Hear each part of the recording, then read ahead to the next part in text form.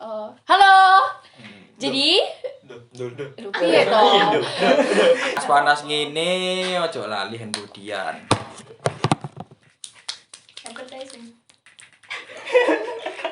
Yang selalu senantiasa tabah sampai akhir. Di sini saya dan kelompok saya akan materi ini apa? Judulnya. Strategi komunikasi. Susah bro, bahasanya ini loh bro, bahasa Inggris. Ngediteriku dhewe engko. Gak apa deh aku gak iso dilebokno engko. Lah kok nyapa ning kene? Lah mbo. Jalan yang akan ditempuh berikut. Balik. Yo. Assalamualaikum warahmatullahi wabarakatuh. Salam sejahtera untuk kita semua. Yang terhormat Bapak Derajat Wicaksono selaku dosen mata kuliah advertising serta teman-teman yang senantiasa tabah sampai akhir. Di sini saya dan kelompok saya akan memaparkan materi tentang strategi komunikasi bisnis corporate. Untuk mempersingkat waktu, langsung saja kepada materi agar menghemat kuota.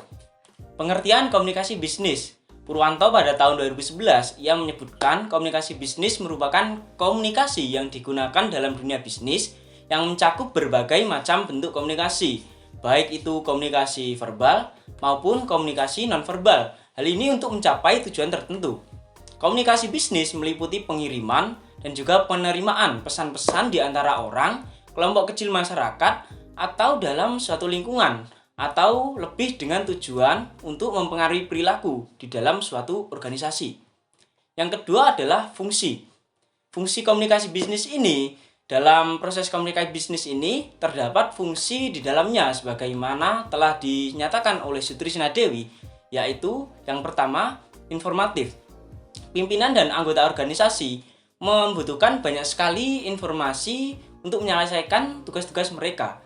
Informasi tersebut berkaitan dengan upaya organisasi untuk mencapai tujuannya. Yang kedua adalah pengendali atau regulatori. Komunikasi berfungsi sebagai pengatur dan juga pengendali dari organisasi.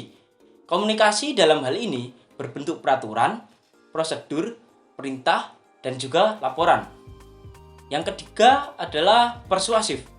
Komunikasi berfungsi mengajak orang lain untuk mengikuti atau menjalankan ide gagasan ataupun tugas.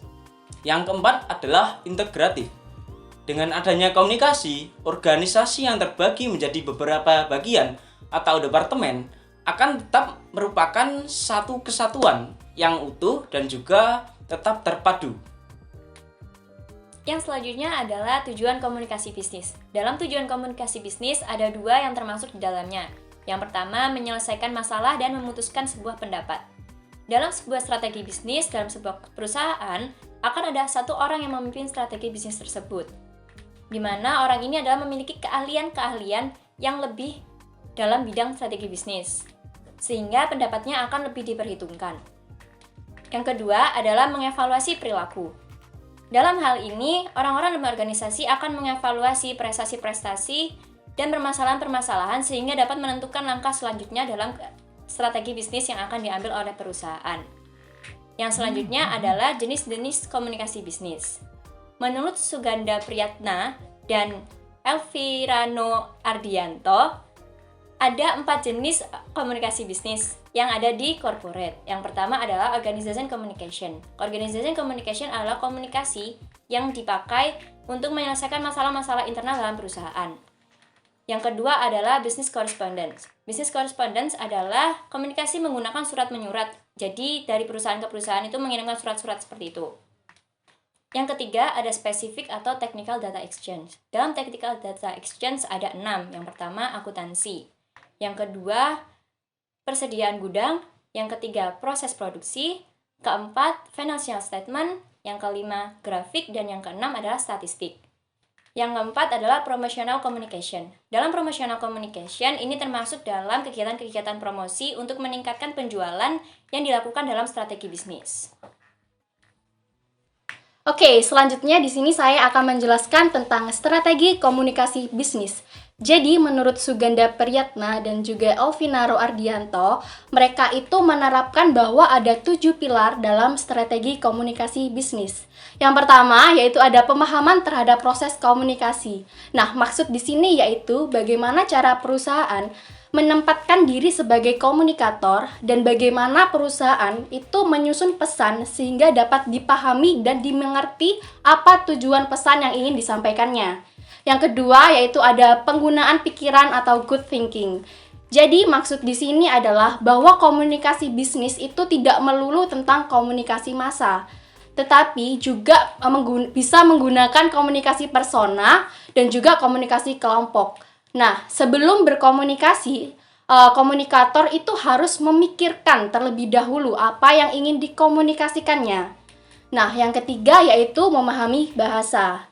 Nah, memahami bahasa ini adalah bagaimana seorang komunikator bisnis menggunakan dan memilih bahasa yang tepat serta mudah dipahami oleh komunikannya atau penerima pesannya.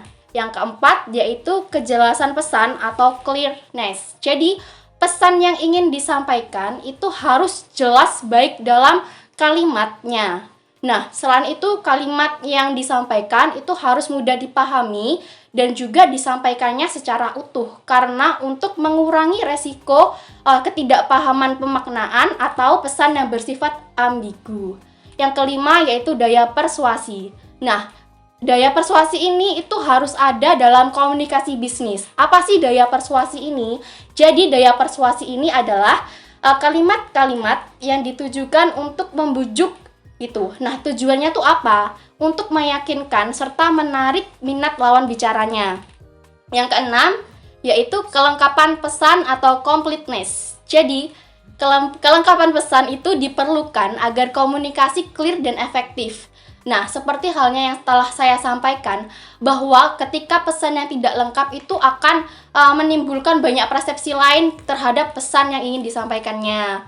Dan yang terakhir yaitu keinginan yang baik. Nah, sebagai komunikator yang baik, maka harus memiliki keinginan dan etika yang baik dalam penyampaian pesan maupun pembawaan diri pribadinya.